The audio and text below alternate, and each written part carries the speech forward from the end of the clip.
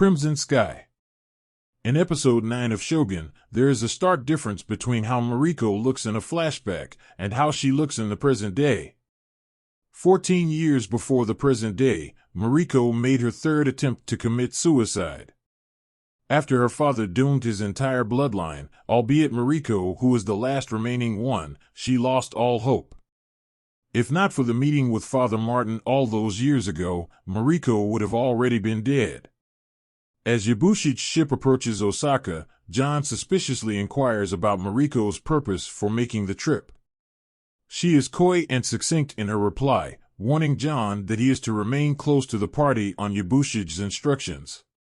The first thing you notice after the ship hits the shores is the macabre feeling flowing through the castle. There is gloom and anxiousness around as the doomsday approaches.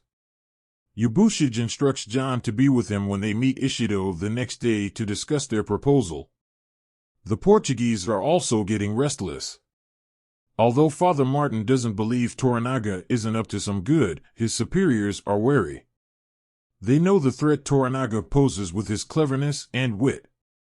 Before the meeting, Yabushi and John have a cold interaction with Lord Kiyama.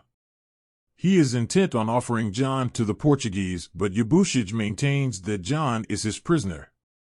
The duo are ready to pledge the guns they have to Ishido, thus cementing their allegiance. Despite his best efforts, Yabushi isn't able to successfully convince Ishido, who dismisses their case. Mariko is next up.